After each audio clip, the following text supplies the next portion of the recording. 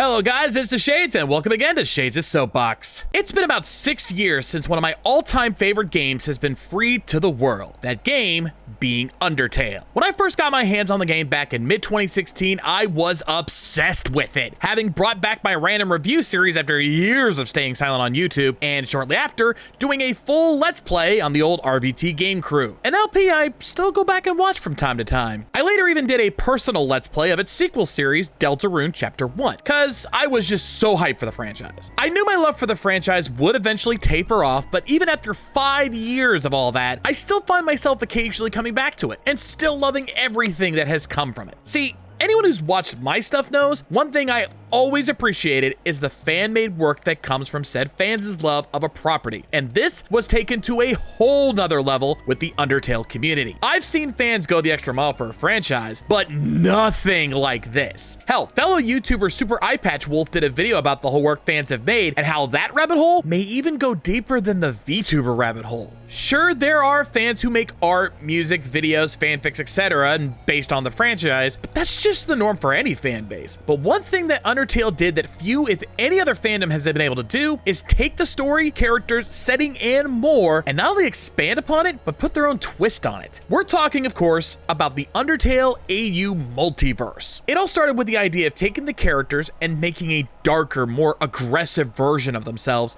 in the form of Underfell, created by Vic the Underfella. Then another user, Popcorn Prince, decided to switch the personalities of the characters, creating Underswap. Imagine if Sans was the wannabe royal guardsman and Papyrus was the slacker. This started a domino effect as more and more creators made more and more AUs with different ideas. Hell, some even did AUs of AUs, like combining both Underfell and Underswap in an entirely new AU all its own. Simply put, the fact that there's an entire wiki specifically to list all of the different AUs out there, that is how crazy this got. And it still continues to grow to this day, albeit it's far less active than it used to be. Of course, some creations do stick to the original story, but even then they have their own twists. Since much of what happened outside of Frisk's involvement was never fully elaborated on, it left the door wide open for people to tell their own tales. Who were the 6 children killed before Frisk arrived? What did Flowey do with the power of reset before it was taken from him? Hell, even the super hidden W.D. Gaster, a mystery man behind the Grey Dorn waterfall that is a 10% of a 10% chance of even being seen, has gotten numerous stories about him. What was he like before the accident? What was the accident itself? What was he doing in that hidden room and waterfall? So much content just based on a character most players likely didn't even know was in the game at all. And of course, there was what happens after the endings. While most fan comics and fanfics focused on a post-pacifist run, there were some that looked at a post-neutral and even post-genocide runs. Hell,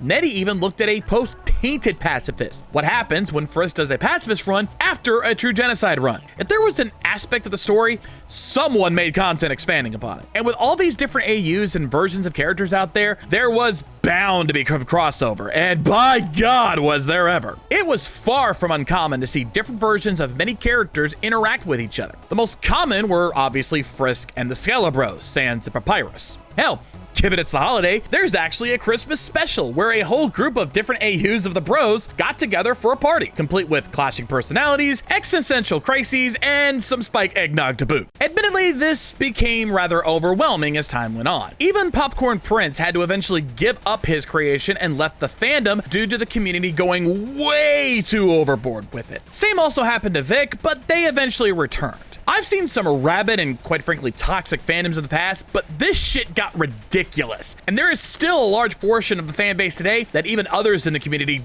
don't like to talk about. It created quite the backlash, scaring off people from ever even playing the game at all. Not because they thought it was a bad game or anything, but simply because they just didn't want to get involved with that level of insanity. Look at my old buddy MatPat over The Game Theorist. He did a video talking about the whole Sans' nest theory, and even though he never meant for it to be taken seriously, the backlash he received was massive. Add on to that the reaction he got when he visited the literal Pope, and people gave him shit for gifting His Holiness a copy of the game, even though other YouTubers at the summit gave far dumber gifts. It actually took over a year before Matt even attempted talking about Undertale again, because he was just so scared. There's a reason I joined Mildred the Monk recently on an episode of his series, The Geek Watch, discussing just how bad these kind of fandoms can be, with Undertale's being one of the most rabid of them all. But let's say that, given things have calmed down somewhat, you actually want to dip your toes into the fan works of this franchise. Where does one even start? Well, I'd say before diving headfirst into the AU multiverse, check out some of the post-game content out there. One of my first recommendations is the comic Ask Frisk and Company, made by Trash Queen. It explores a post-pacifist run, or maybe even a tainted one given later revelations, but no spoilers here, and how the monsters worked out life after they were free, using a Tumblr Ask blog format, where fans would send in questions or comments, which then helped progress the story. It also explores many of the characters' backstories, and if you're a fan of certain ships,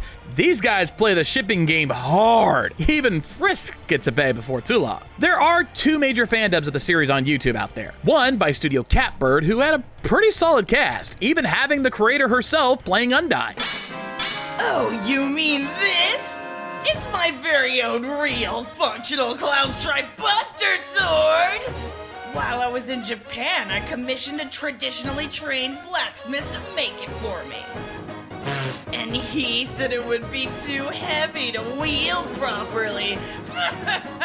They also had open calls for people to voice the Askers, and I may or may not have gotten a few Asker lines early on. I feel like if you ask the river person their gender, like, are you a boy or a girl, they'd either say no, yes, or say something that makes no real sense. Sadly, Studio Catbird disbanded a couple years ago, as many of the cast have moved on to other projects. Thankfully, they weren't the only ones. Mia Mouse also has been dubbing the entire comic and is still continuing on to this day. Her early episodes weren't the best of quality, admittedly, and she kind of had to do all the voices herself for the longest time, but she's since improved her production by leaps and bounds, and even brought in a male VA to help here and there. So it's still a good place to pick up where Catbird left off. Thankfully, that toxicity I mentioned before doesn't apply here, as the Catbird crew had gone on record saying that they were happy to support Mia's efforts, had her join them for some of their live streams, and since she had sent in her own asks to the blog, even had her voice her own ask in their dub to boot. If you don't back off, then I swear I'll— We just want to understand a bit.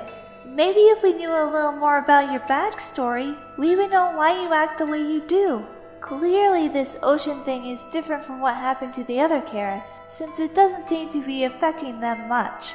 So maybe it's part of the reason why you two are so different? I also have to mention the Pseudo-AU Glitch Tale by Camila Cuevas, which is a full-on animation series where a series of glitches lead to Frisk and Sans turning a genocide run into a pacifist ending, but with some rather interesting consequences, and a new OC is added that really takes things in a dark direction. It's not exactly dubbed officially, but she did later bring in VAs to voice grunts and single words for each line. Kind of like how in some RPGs where a character will start to speak the line but not exactly finish reading the whole thing. She just recently finished up season 2, and there are some twists there that you will not see coming. And if you are an Undertale fan, your heart will be torn to shreds on several occasions, I guarantee it. From there are several comic dub groups out there to check out. Some have moved on from Undertale, like Starbot Dubs, some who've just gone inactive altogether, like Nameless Dubs and Stormberry MC, and then there are those who are still going strong, like Two All-Nighters, Mr. Amazing VA, Super Shadek X250, and the aptly named Sans Comic TV, a sister channel to Undertale Comic TV, but that one is more random clips from other dubbers, where Sans Comic TV is more series and multi-parters done by their own crew. Of course, a lot of those dub channels dabble in the AU multiverse, so be prepared for that. But if you are ready to make that dive, then here's some of the more well-known AUs to check out. Of course, there's the previously mentioned Underfell and Underswap, but if you really want to get spooked,